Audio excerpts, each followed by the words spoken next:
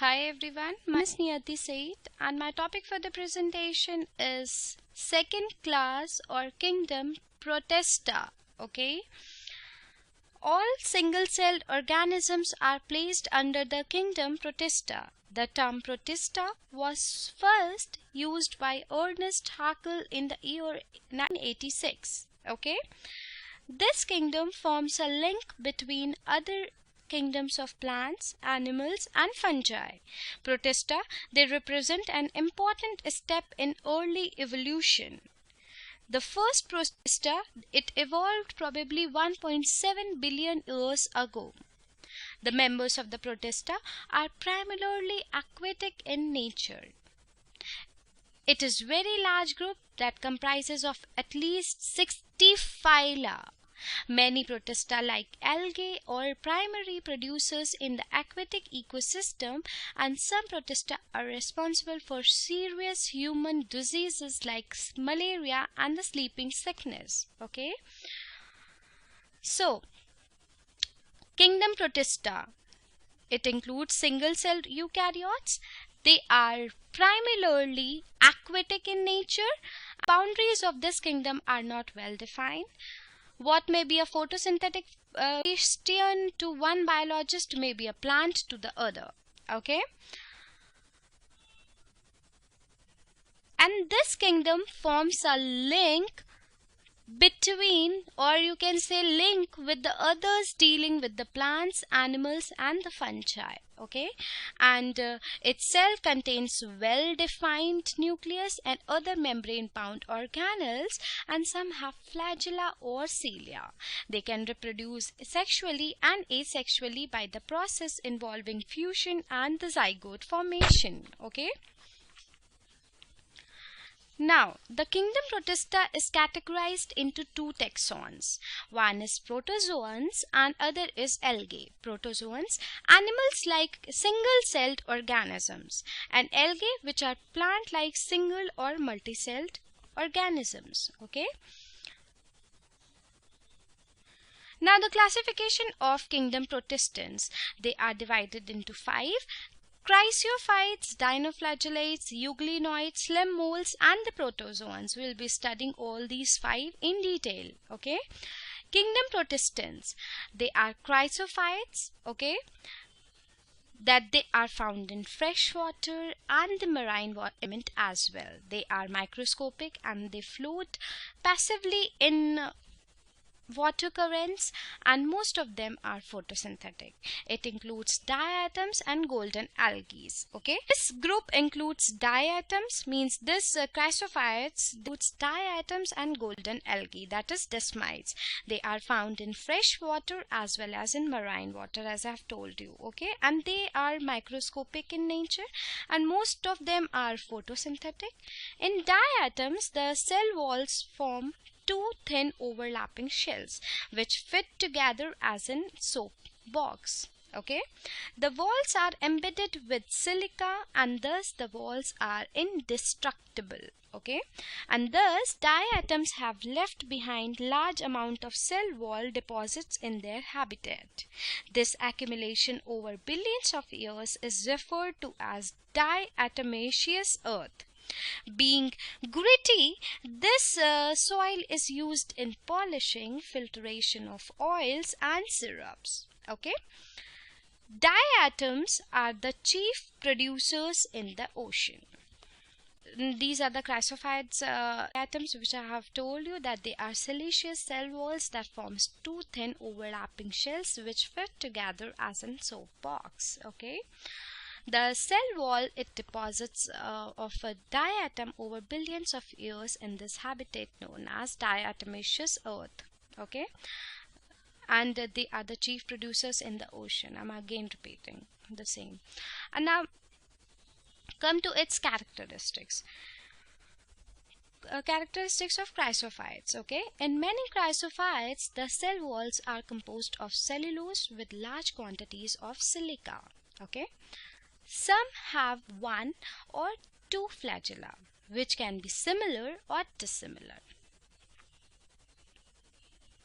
A few species are amoeboid forms with no cell walls, and the food storage products of Chrysophytes are oils or the polysaccharide laminarin. Okay, and formerly classified as plants, and the Chrysophytes, they contain the photosynthetic pigments chlorophyll A and C, all but the yellow-green algae are also contained in the carotenoid pigment fucoxanthin.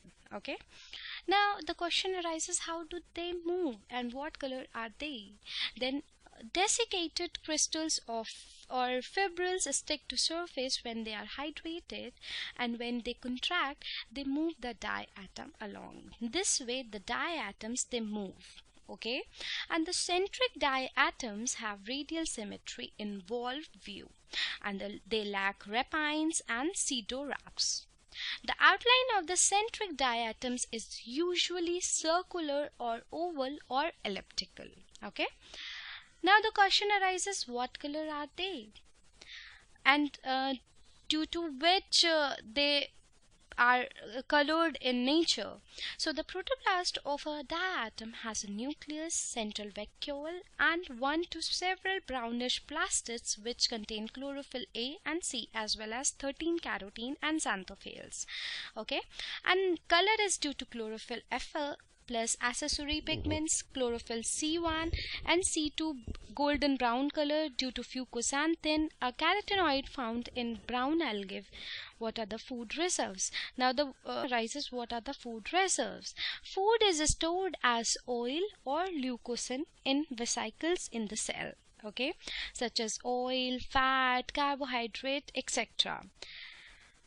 Now the question arises, why does depositing food in the form of oil makes sense in an aquatic creature?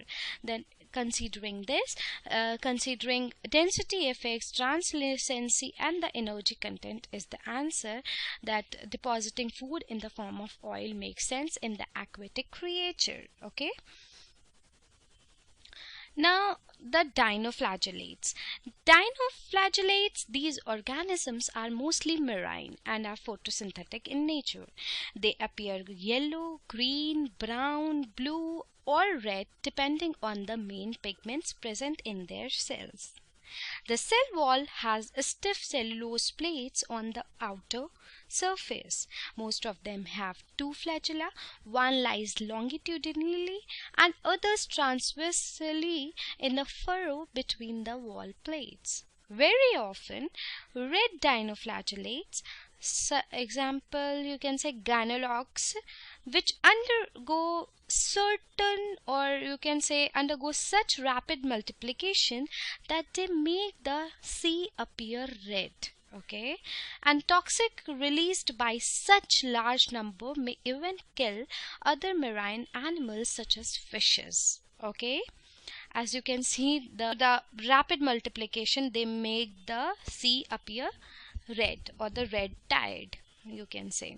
Okay, now we'll study this in detail. These are the abundant in plankton. Plankton means plants of water bodies. Okay, occasionally occurring in large numbers. They can occasionally become so numerous that the water looks red.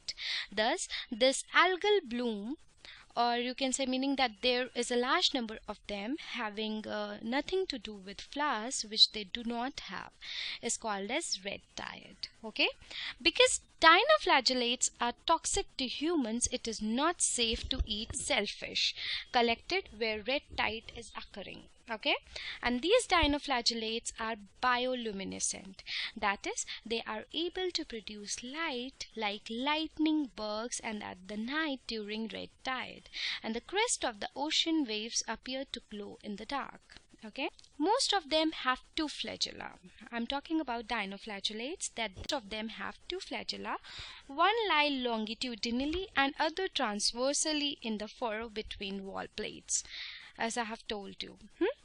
And red dinoflagellates undergo rapid multiplication, so that the sea, as you can see the background image, that sea is appearing red, and because this is due to the rapid multiplication of dinoflagellates. Okay, and the toxin released by such large number can kill other marine animals such as fishes. Now comes the third division of kingdom Protista, that is Euglenoids. Majority of them are freshwater animals or organisms that are found in stagnant water. Instead of a cell wall, they have a protein-rich layer called pellicle, which makes their body very flexible. Okay, they have two flagella, a short and a long one. Though they are photosynthetic in the presence of the sunlight, deprived of sunlight, they behave like autotrophs by predating on other smaller organisms. Interestingly, the pigments of euglenoids are identical to those present in the higher plants. Okay, so this was all about euglena. If we talk about their structure, then they have flagella, they have reservoir, they have a stigma, they have nucleus, and inside nucleus they have nucleolus, they have chloroplast, they have cytoplasm. Okay, now comes the fourth division, that is slim moles. Slim moles are saprophytic protistans. The body moves along decaying twigs and leaves engulfing organic material. Under suitable conditions, they form an aggregation called plasmodium, which may grow and spread over several feet. Okay, during unfavorable conditions, the plasmodium differentiates and forms fruiting bodies, which bears spores at their tip. Okay, the spore possess true walls. They are extremely resistant and survive for many years even after adverse condition arises. Okay, and the spores are dispersed by air currents. Okay, so slim moles, they fall in two distinct groups that are not closely related: the cellular slim moles and the true or the acellular slim moles. A distinguishing morphological difference between two groups in the vegetative state of cellular slim moles in a haploid amoeboid cell, whereas the vegetative state of acellular slim mold is a multinucleate diploid amoeboid mass called plasmodium. Okay.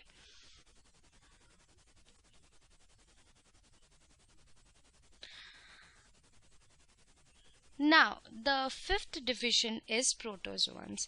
All protozoans are heterotropics, means they are dependent on the other for their food. Okay, they live as predators or parasites. They are believed to be primitive relatives of animals. They are the four major groups of protozoans. Are those groups: amoeboid protozoans, okay, flagellated protozoans, ciliated protozoans, and sporozoans. Okay,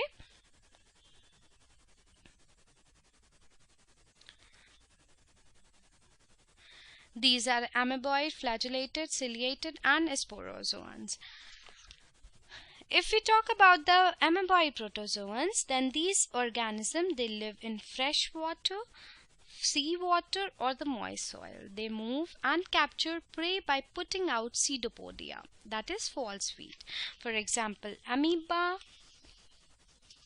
and marine forms have silica shells on their surface. Okay, and you can say that they move and capture their prey by moving out pseudopodia, and some of them, such as antamoeba, are parasites. Okay, and then comes the flagellated protozoans. The member of this group are either free living or parasitic in nature. They have flagella. The parasitic form causes disease such as sleeping sickness, for example trypanosoma. Okay, and then comes the ciliated protozoans, in which these are the aquatic, actively moving organisms because of the presence of the thousands of cilia.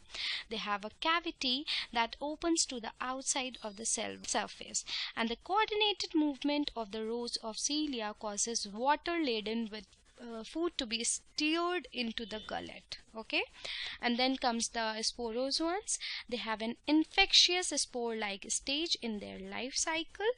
Okay, and these include diverse organisms that have an infectious spore-like stage in their life cycle, and the most notorious is plasmodium, or the malarial parasite, which causes malaria, a disease which has a staggering effect on the human population. Okay, This is the amoeba, which belongs to the amoeboid protozoans.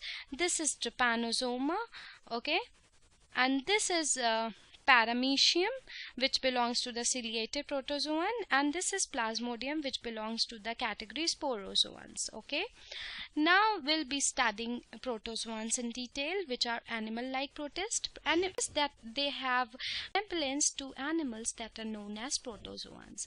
They differ from animals being unicellular, while animals are multicellular, present in moist and watery environments, and the characteristics are similar to animals are their ability to move and their inability to produce their own food, which means they are heterotroph. Okay,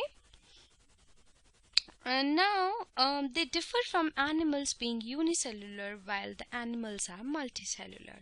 Protozoans are classified on the way they move into 4 categories such as sarcodines, zooflagellates, coeliophorans, and the sporozoans. Sarcodinians, they move using pseudopod. Zooflagellate, they move using flagella, and the coeliophorans, they move using cilia, and the sporozoan, they form spores. Okay, now we'll be studying sarcodina in detail. The movement in the sarcodina is by extending lobes of the cytoplasm. You can see in this image, and the pseudopoda is used for the movement and the feeding.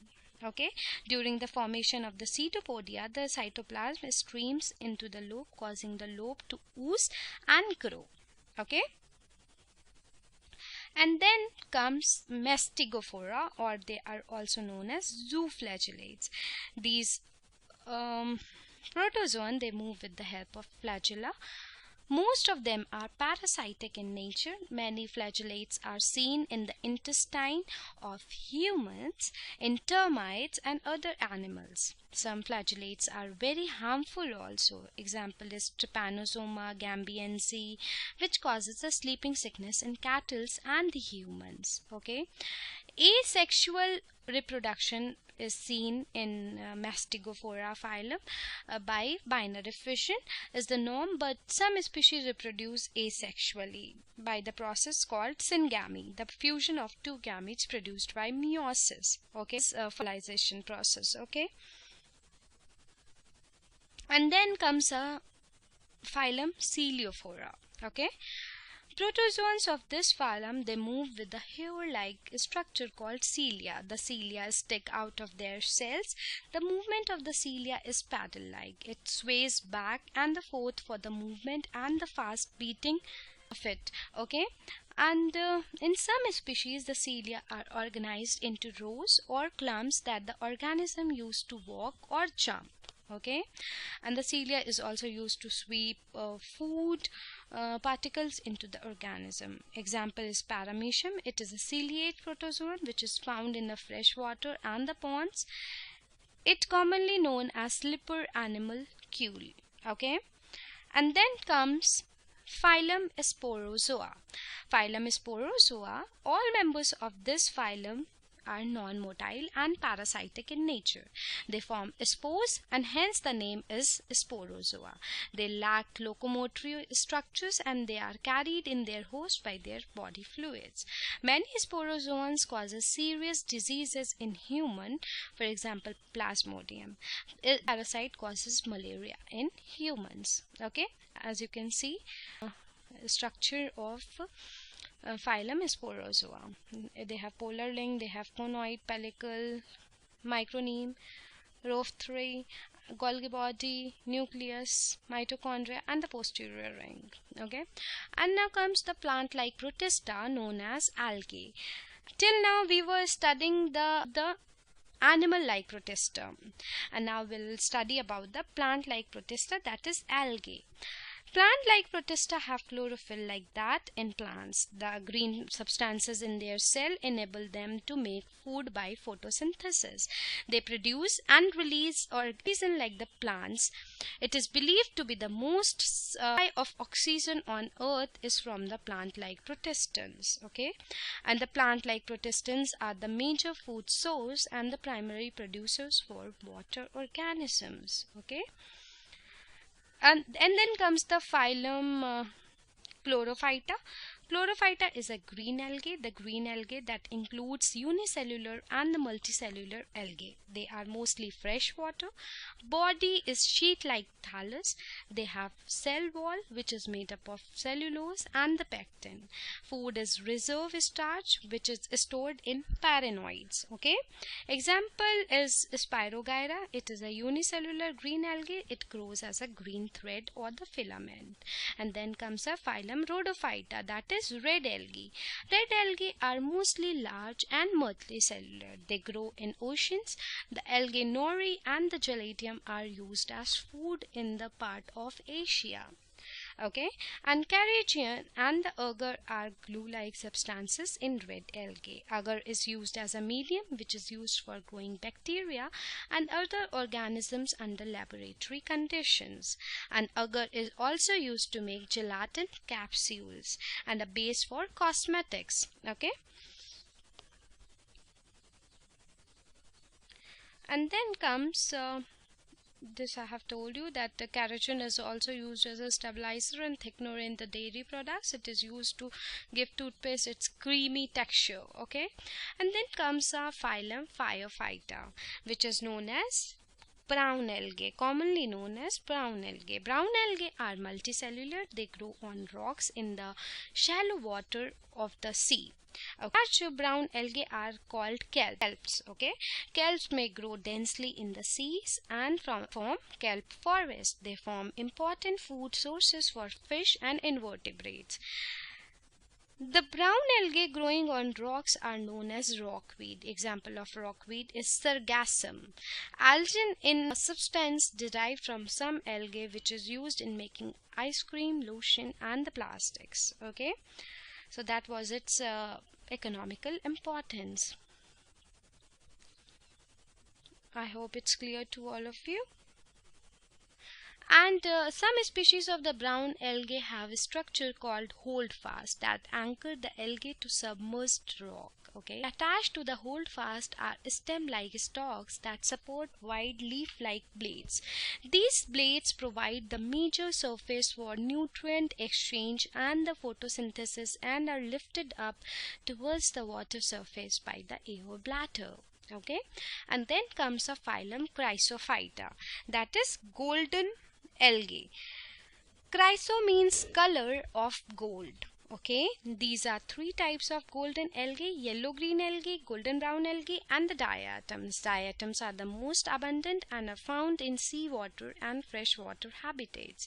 The shell of the diatoms are made of silica. They are the major source of food to aquatic organisms. Okay, shells of the fossil diatoms form thick deposit on the seafloor known as diatomaceous earth. It is used as water filters, abrasive and to add sparkling to products such as paint and fingernail polish. Okay, now comes the phylum Pyrrophyta, which is as fire algae. It contains of the species of one-celled algae called Dinoflagellates, which means spinning swimmers. Okay, they store food in the form of starch and the oils.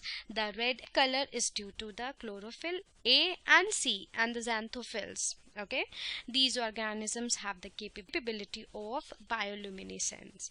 Almost all species, like in marine water, and some species cause the red tide phenomena because of their rapid multiplication. Okay,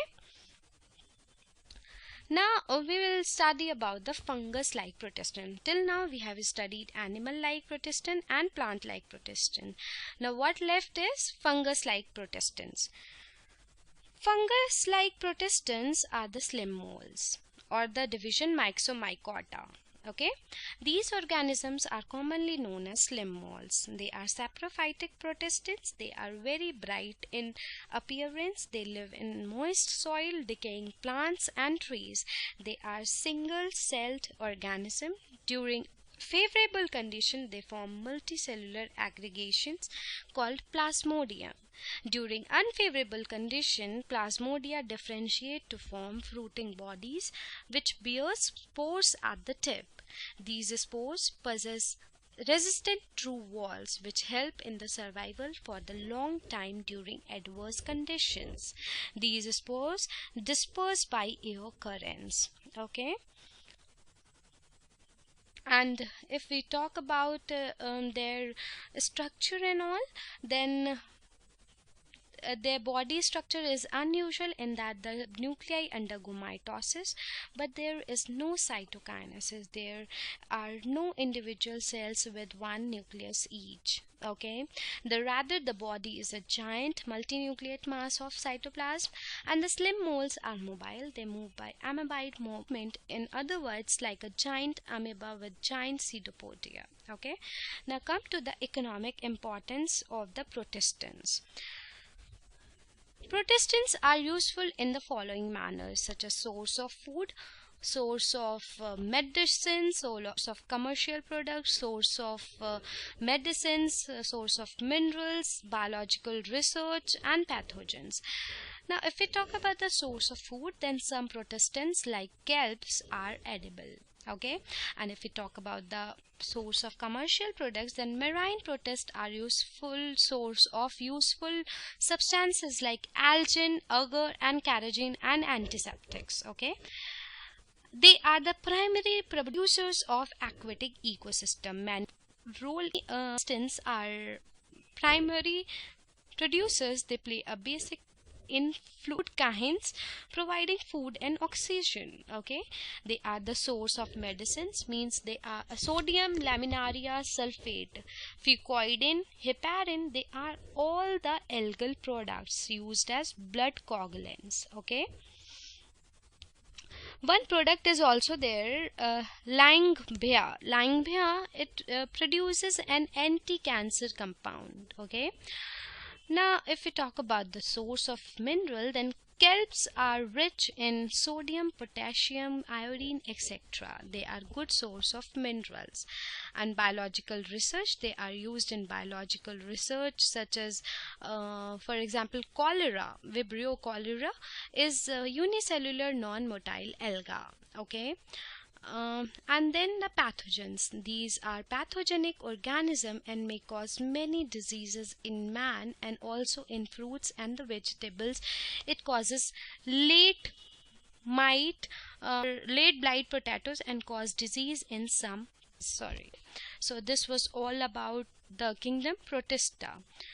So in the next section of my presentation, we'll be studying about the kingdom fungi. So till then, stay tuned and thank you.